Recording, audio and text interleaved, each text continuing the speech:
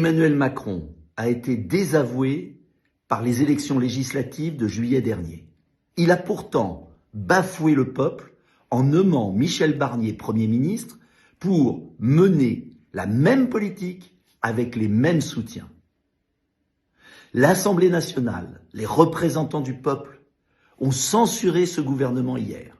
Et à nouveau, Emmanuel Macron bafoue le peuple français en refusant d'en tirer les leçons et en nous annonçant nommer un nouveau Premier ministre qui gouvernera avec les mêmes pour effectuer la même politique.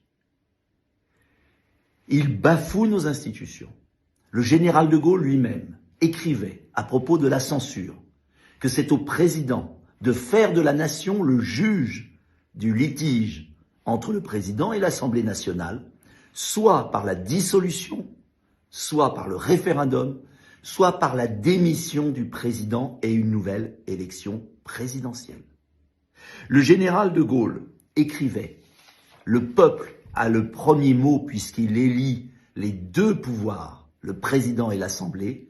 Il a le dernier mot parce qu'il tranche le conflit entre eux par le suffrage. » Emmanuel Macron ne garantit pas le bon fonctionnement des institutions. Il a ruiné la France en endettant de 1 000 milliards d'euros. Il a bradé nos plus beaux fleurons industriels à des intérêts étrangers. Il a humilié le peuple français par une violence d'État pendant les grandes crises des Gilets jaunes et des retraites.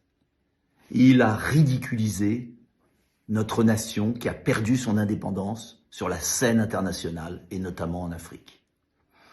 Il doit démissionner, il doit partir. C'est la seule solution pour sauver le pays. Rien ne peut arrêter le peuple français quand il se lève. Le peuple français doit se lever pour sauver notre pays. C'est la seule solution. Nous n'allons pas attendre 30 mois, car ce qui est en cause aujourd'hui, c'est l'indépendance de la nation, c'est la survie de la France.